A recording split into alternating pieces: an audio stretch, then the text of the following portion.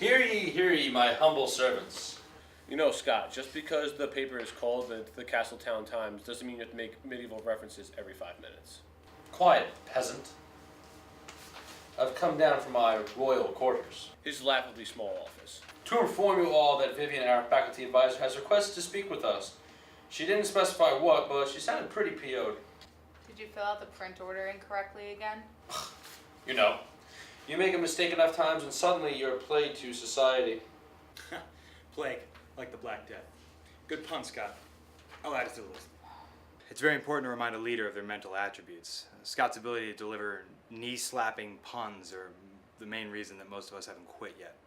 Although we did lose that one foreign exchange student when Scott compared himself to Monty Python. I've come to speak with you all today about a serious matter that has been brought to my attention by the school administration. What has occurred is something that I, as you all know, a retired professional journalist, do not take lightly. Every time Vivian graces us with her presence, I bet Fitz that it will take her at least 30 seconds to bring up the fact that she used to work for Cosmo. And I win. Every time. Why anyone would want to publicize a 6-month residency as a sex columnist for Cosmo is beyond me. And people wonder why I hate Sarah Jessica Parker. After some review with the university's ethics committee, we have found that a number of articles in the paper have been plagiarized over the past 3 months. Damn it, Brad. This should be of the highest concern to all of you, for everyone is on this paper and we need to weed out the culprit and hold them accountable for their actions. You want them to count how many articles they plagiarized? This is not the time for jokes, Scott, especially since the reason these articles were published in the first place is because of you. How you handle this situation going forward will ultimately determine if you're even fit to run this paper. I do feel a bit of guilt. I'm usually the last set of eyes that looks at layout before it gets sent to print, so maybe I could have done more. It's hard when you're doing a job you're not getting paid for. It was Brad, 150%.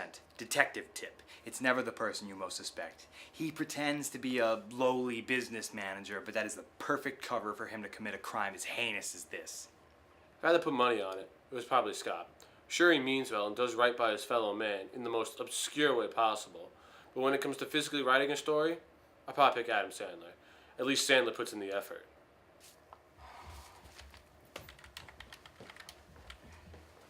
So, connected dots yet? Not quite. I was secretly hoping we can pin it on Kyle, because he probably doesn't even know what the word plagiarize means, but the sports section is clean, so... What about opinions? There's no way Marissa has time to collect all those quotes from all those frat mixers she's been going to.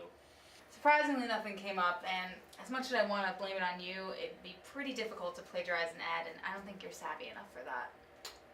I'm going to take that as a compliment. Oh, you. Am I interrupting something? Oh, no. We're just friends. No, I was referring to like if you were doing work or something. Of course you are.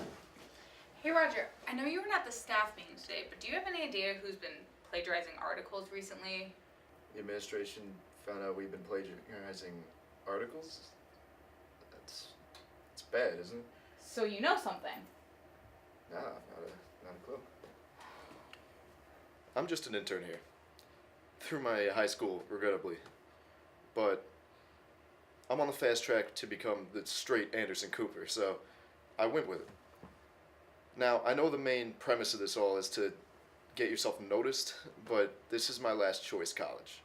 So I'm trying to kind of fly under the radar here. Last thing I need is for them to give me like a scholarship. We'll find out I was the one plagiarizing.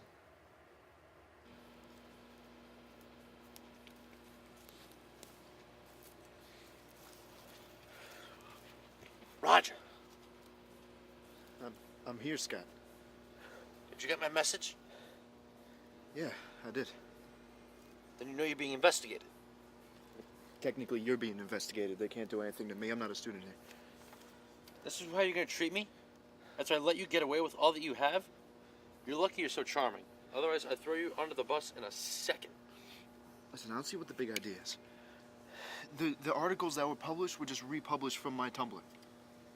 Porn or kittens, it's intellectual property nonetheless. And Vivian found it, and is gonna kill me. And you pressured me into it. Oh, God. I'm gonna barf. Listen. All you have to do is find a way to save the both of us and make the administration happy. So, a win-win-win? That's right. A win-win-win. Winks at camera.